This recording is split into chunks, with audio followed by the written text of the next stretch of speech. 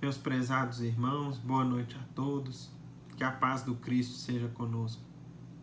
Hoje nós estamos estudando o capítulo 6 do Evangelho segundo o Espiritismo, o Cristo Consolador, em seu item terceiro, que tem como subtítulo Consolador Prometido.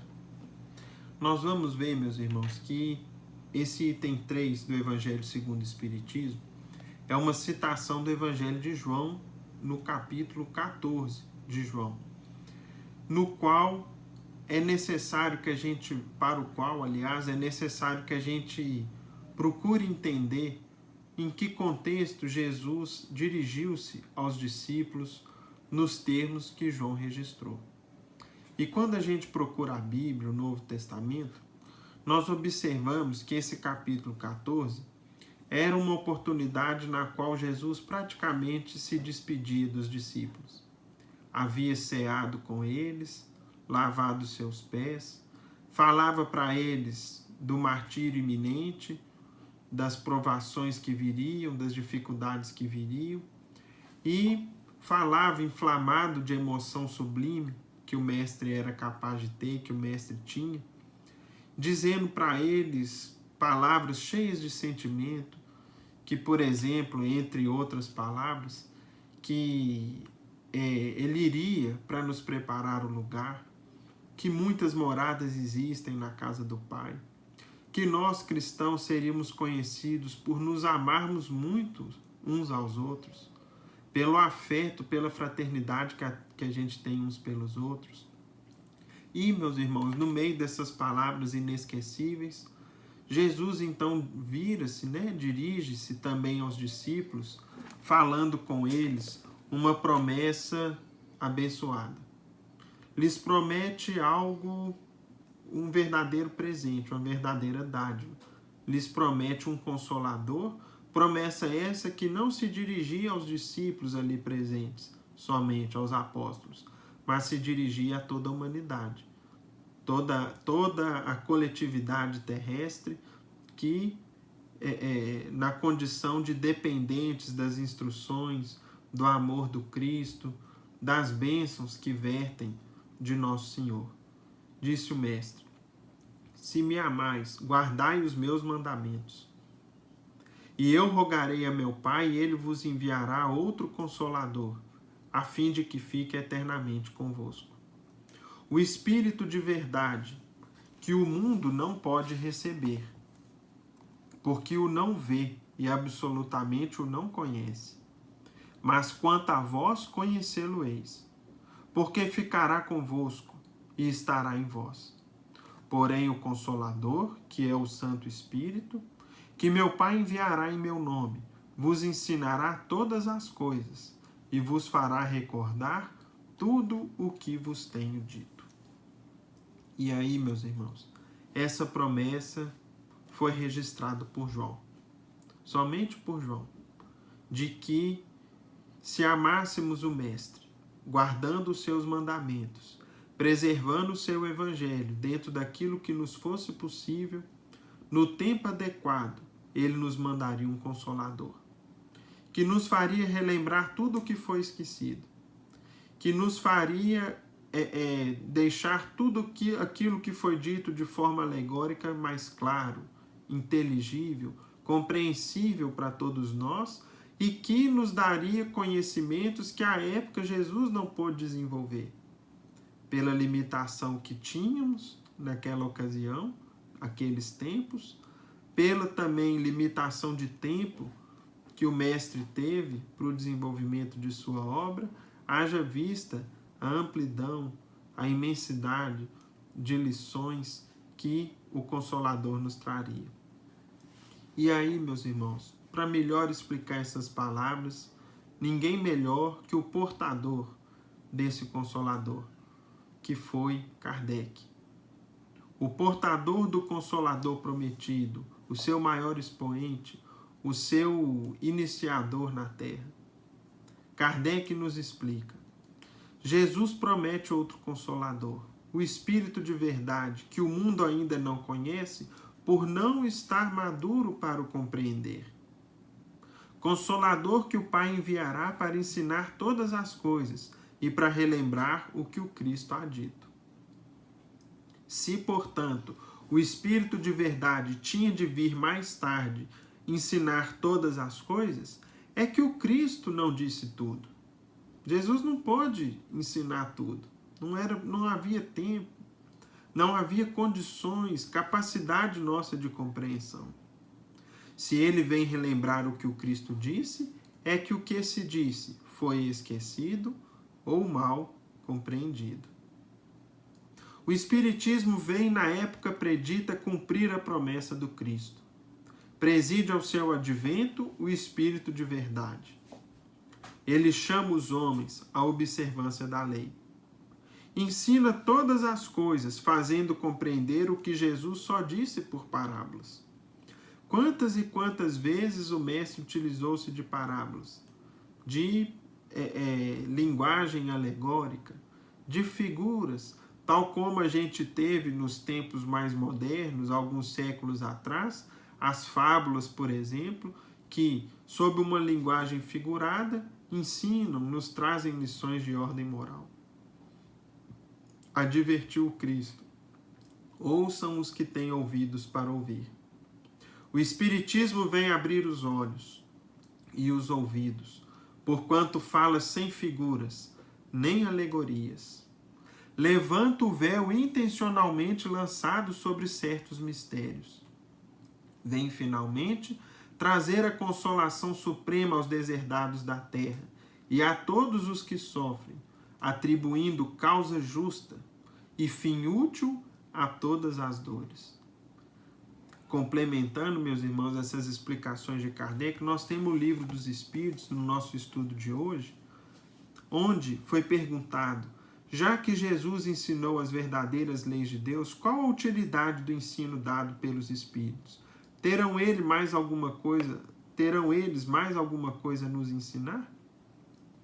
Resposta: muitas vezes a palavra de Jesus era alegórica e em forma de parábolas, porque ele falava de acordo com a época e os lugares. Agora é preciso que a verdade seja inteligível para todos. É necessário explicar e desenvolver aquelas leis, já que pouquíssimos são os que as compreendem, e menos ainda os que as praticam. Nossa missão é abrir os olhos e os ouvidos de todos para confundir os orgulhosos e desmascarar os hipócritas, que da religião e da virtude só guardam a aparência, a fim de ocultarem suas torpezas. O ensino dos Espíritos deve ser claro e sem equívocos, de sorte que ninguém possa alegar ignorância, e todos possam julgá-lo e apreciá-lo com a razão. Estamos incumbidos de preparar o reino do bem anunciado por Jesus. Daí a necessidade de que ninguém possa interpretar a lei de Deus ao sabor de suas paixões, nem falsear o sentido de uma lei toda de amor e de caridade. Isso é a pergunta 627 do Livro dos Espíritos. E, meus amigos, voltando aqui para o item 4, no capítulo 6 do Evangelho segundo o Espiritismo, nós temos Kardec concluindo os seus comentários em torno da promessa registrada por João, promessa feita por Jesus. Kardec nos dizendo assim: disse o Cristo: bem-aventurados os aflitos, pois que serão consolados. Trecho esse, meus irmãos, do Sermão das Bem-aventuranças, presente lá no Evangelho de Mateus, em seu capítulo 5 a 7, no Novo Testamento, na Bíblia também. Mas, como há de alguém sentir-se ditoso por sofrer, se não sabe por que sofre? O Espiritismo mostra a causa dos sofrimentos nas existências anteriores e na destinação da Terra, onde o homem espia o seu passado. Mostra o objetivo dos sofrimentos, apontando-os como crises salutares, saudáveis, que produzem a cura e como meio de depuração que garante a felicidade nas existências futuras. Ou seja, meus irmãos, não é à toa que quando estudamos sobre a paciência, no Evangelho segundo o Espiritismo, nos é falado: a dor é uma bênção que Deus envia a seus eleitos. Não vos afligeis, pois, quando sofrerdes, pois, pelo sofrimento na terra, Deus vos marca para a glória, para a alegria nos céus. Ou seja, a doutrina nos mostra que todo sofrimento, além do caráter passageiro, é cura para a alma.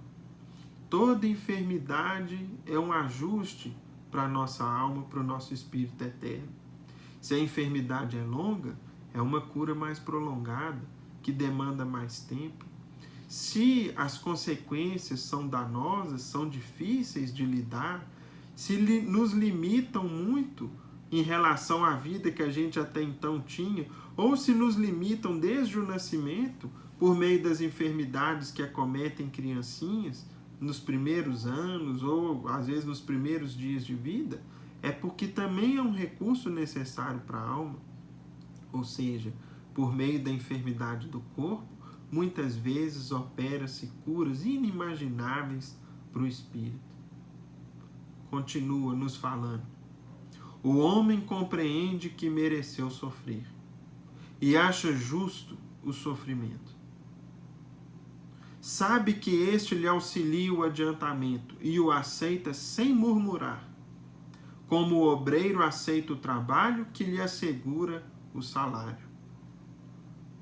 O Espiritismo lhe dá fé inabalável no futuro, e a dúvida pungente não mais se lhe apossa da alma, dando-lhe a ver do alto as coisas, sem a gente analisar somente a vida presente, mas procurando enxergar toda a eternidade da vida, toda a amplidão que a vida tem, em suas múltiplas passagens, em suas múltiplas encarnações. A importância das vicissitudes, dos sofrimentos terrenos, some-se no vasto e esplêndido horizonte que ele descortina. E a perspectiva da felicidade que o espera dá a paciência, a resignação e a coragem de ir até o fim do caminho. Assim, o Espiritismo realiza o que Jesus disse do Consolador prometido: conhecimento das coisas, fazendo que o homem saiba de onde vem, para onde vai e por que está na terra. Atrai para os verdadeiros princípios da lei de Deus e consola pela fé e pela esperança. Meus caros irmãos, nós sempre tentamos, embora toda página espírita que a gente leia ou escute pela segunda, pela terceira, pela quinta, pela 10ª, pela 50ª vez, sejam sempre proveitosas, úteis para nós, relembrarmos, revermos, relermos essas lições conhecidas nossas de obras clássicas disponíveis para a gente na literatura espírita. A gente gosta pessoalmente de fazer um esforço de buscar algumas citações novas na literatura espírita, às vezes não muito lidas ou comentadas nos nossos estudos, como um estímulo para que todos nós, invariavelmente, sem exceções, busquemos estudar um pouco mais, para que a gente descubra coisas que até então a gente não sabia, não imaginava, não tinha conhecimento. Dentro desse espírito de buscar para todos nós que temos aqui a paciência, né, aos irmãos que têm a paciência de nos ouvir nesse estudo singelo, nós trouxemos hoje, meus irmãos, uma página, uma passagem interessantíssima.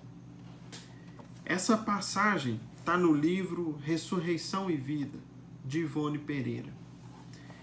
Esse livro é ditado pelo espírito de Leon Tolstói, ou Tolstói, que foi um dos mais aclamados, respeitados escritores da língua russa, e ele é composto por uma série de crônicas, de passagens, algumas até compostas por vários capítulos e mais longas nessa obra.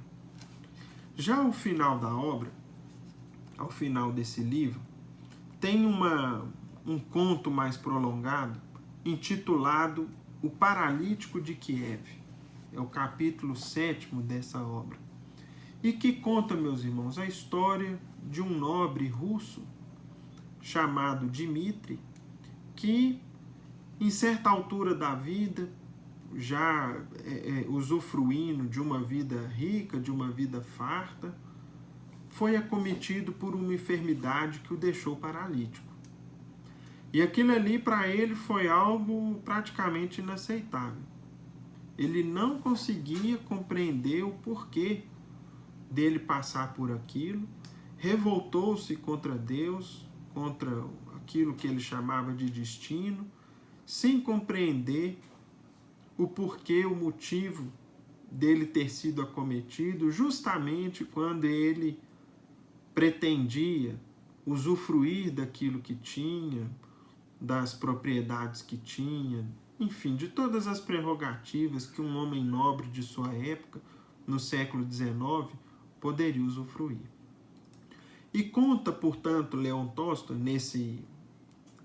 dentro dessa história do paralítico de Kiev, que, e aí, meus irmãos, nós já vamos lá para diante, dentro dessa história, que ele intentou, então, na tentativa de compreender o que se passava com ele, começou a visitar pessoas enfermas que moravam nas proximidades de seu palácio, de sua casa luxuosa, até que ele chegou numa casinha, num barraco muito simples, onde morava um conhecido leproso daquela região, que vivia em regime de verdadeiro isolamento, sendo alimentado pela caridade das pessoas que, vez ou outra, deixavam algum alimento, deixavam alguma provisão de lenha ou de carvão, para que ele enfrentasse, junto de um ajudante, o inverno rigorosíssimo da Rússia,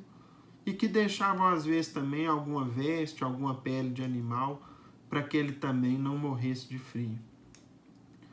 Nós vamos então contar alguns trechos dessa visita que o paralítico de Kiev, Dmitri, fez a esse homem que vivia em isolamento, num sofrimento atroz, naquela casinha simples, nos arredores de sua casa. Quando ele chega na casa daquele conhecido leproso, ele se depara com o seguinte quadro, conforme nos narra Leon Tolstói. Sentado em primitiva cadeira de rodas, já rota e remendada, coberto com andrajos de lã que lhe deixavam à porta os corações piedosos. À beira de uma estufa que tivera outrora o seu valor artístico, mas que agora se deixava ver em adiantada ruína. Dmitri encontrava ali não propriamente um homem, mas farrapos humanos em decomposição pela lepra. Um monstro de pernas paralíticas, cego, leproso em adiantado grau, e cujas mãos, já sem dedos, porque o mal terrível corroera as falanges, eram incapazes de algo tentar para os serviços do dono. O rosto dir-se-ia uma máscara diabólica, pela fealdade, pela aparência quase que repugnante, espantosa, pois dele desaparecera já parte do nariz, dos lábios e das orelhas, além dos supercílios, e de cuja pele arroxeada e escalavrada, como se queimaduras a alterassem, destilavam matérias asquerosas, exalando desagradável odor, um suor pestífero. Esse era o enfermo que habitava naquele barraco isolado, num recanto esquecido da grande Rússia.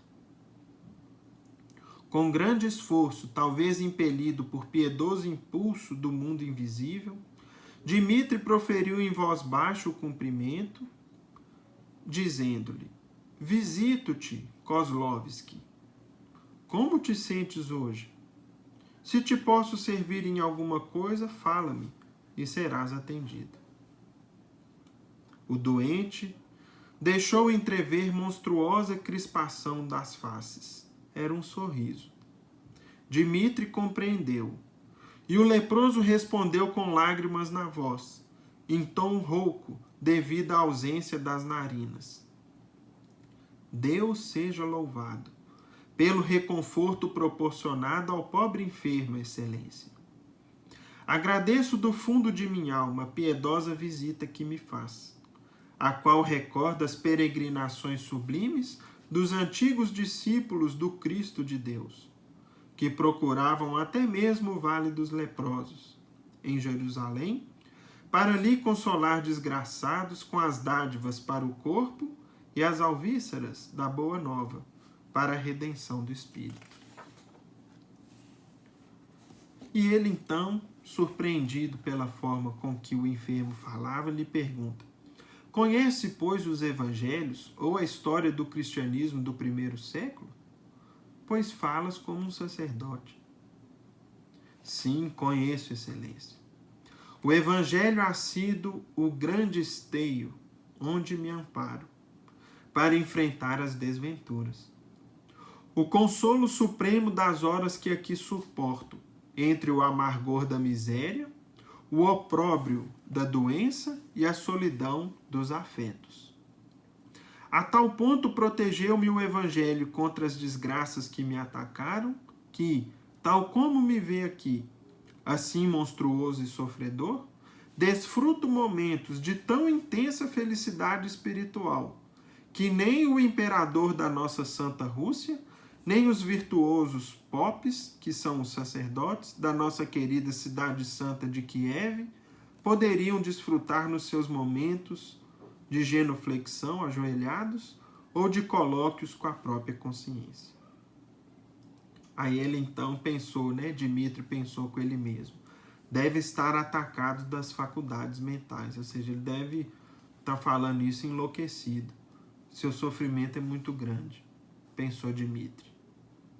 E ele então falou: olha, enquanto possuí olhos, prosseguiu o leproso, alheio às considerações ao que pensava o visitante, e a dádiva da vista não me abandonara, li e reli os evangelhos, procurando assimilar a sua essência. Sobre eles meditei até horas mortas da noite.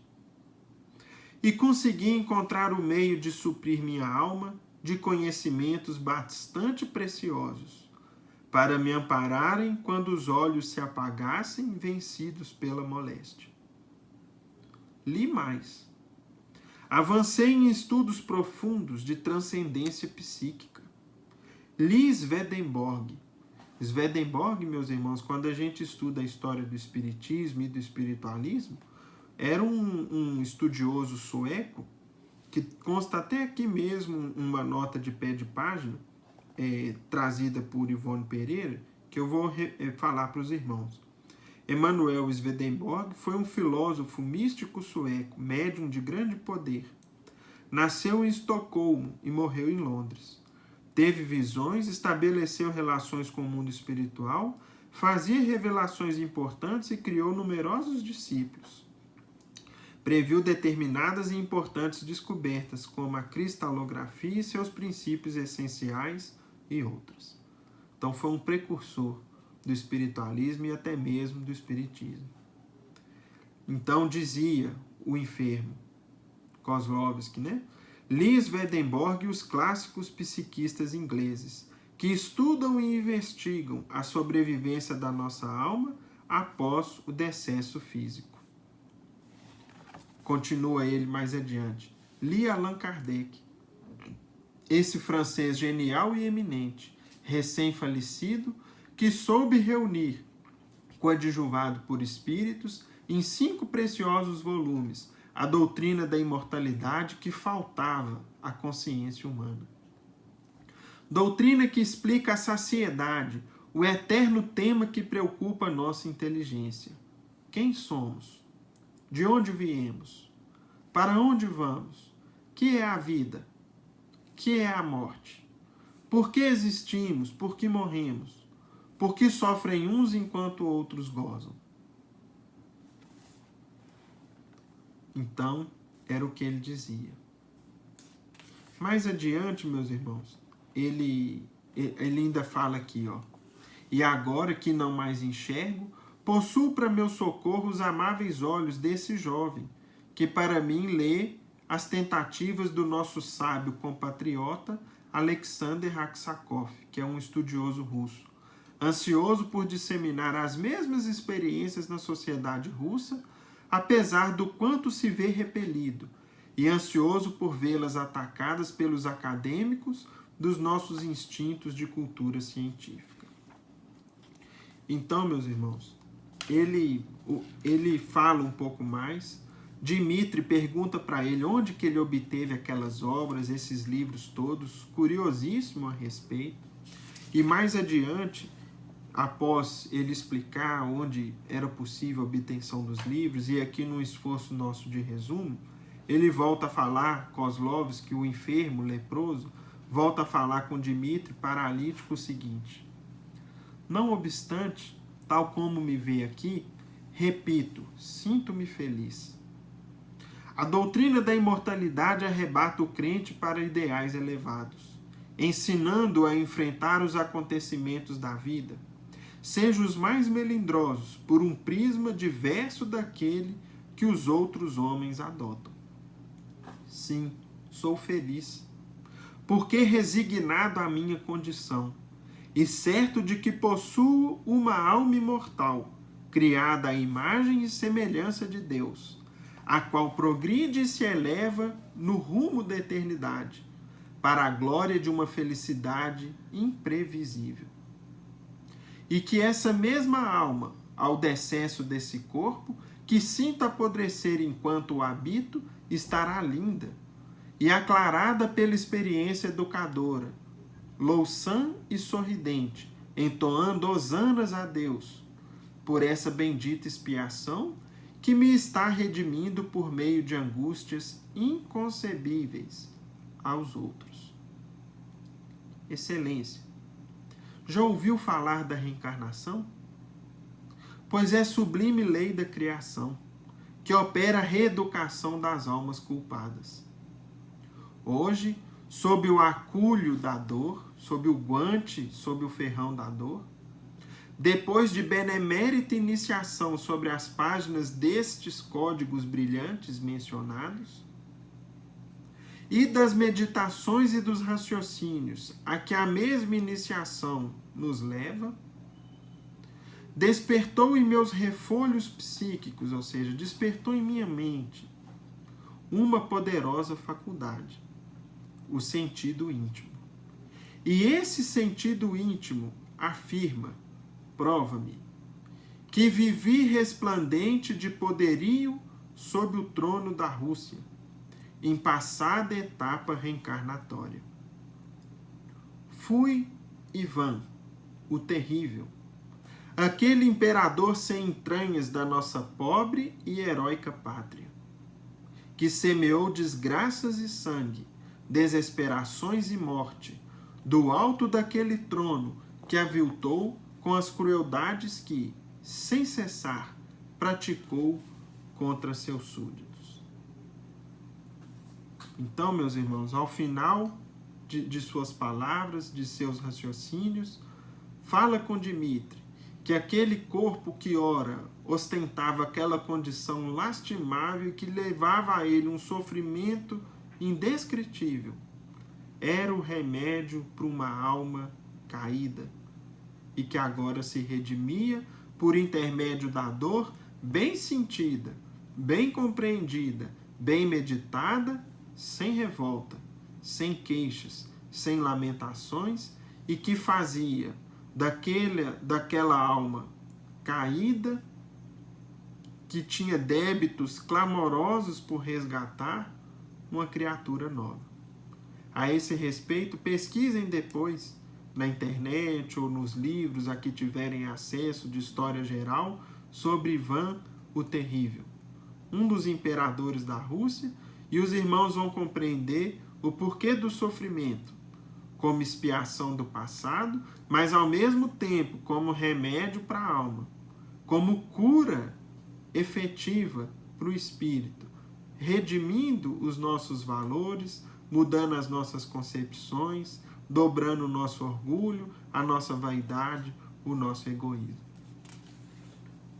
Tanto é que mais adiante Leon Tolstói comenta: sim, Ivan o Terrível, sofredor, degradado pelos próprios crimes pretéritos, cujas repercussões expiatórias o perseguem há 3 séculos. Reduzido ao mais trágico e mais sórdido nível social existente sobre a terra, mas arrependido, certo de seu passado reencarnatório, absolutamente certo e confiante na justiça do presente, esperançado na reabilitação, por meio da dor e do trabalho, para situação condigna no futuro, e resignado aos complexos da atual situação, ao compreender que, sendo alma imortal, destinada à ininterrupta quão gloriosa ascensão para o melhor, à procura da perfeição, será necessário que sofra, que chore, que se submeta e humilhe, para aprender que a lei promulgada para as diretrizes das almas de filhas de Deus é amor a Deus e ao próximo, caminho de luz que, um dia, o alçará à dignidade da união com Ele, o Absoluto.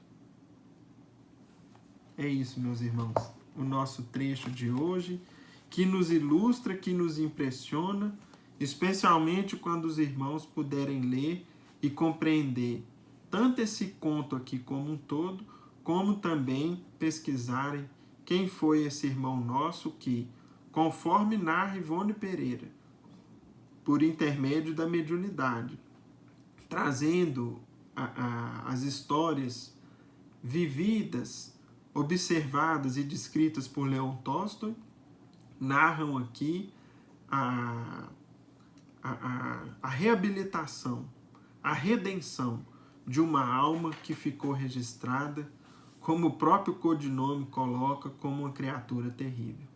Mostrando para a gente, meus irmãos, que Deus nos ama a todos. E para todos nós tem recursos de reabilitação, de melhora e de progresso, desde que a gente compreenda e faça a nossa parte. Meus caros irmãos, agradecemos a todos a atenção que nos é dispensada e passemos a nossa prece de encerramento.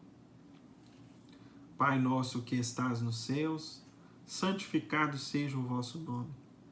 Venha a nós o vosso reino, seja feita a vossa vontade, assim na terra como nos céus. O pão nosso de cada dia dá-nos hoje, Senhor. Perdoa as nossas dívidas, assim como perdoamos aos nossos devedores. E não nos deixeis cair em tentação, livrando-nos do mal, porque vossos são o reino e o poder, a majestade e a glória, hoje e sempre, que assim seja. E com a nossa prece, em nome de Deus nosso Pai, Jesus nosso Mestre amado, e de Paulo de Tarso, patrono de nossa casa, agradecemos ao alto e damos por encerrado o nosso singelo estudo, na santa paz do Senhor, que assim seja. Fiquem com Deus, meus amigos. Até a próxima.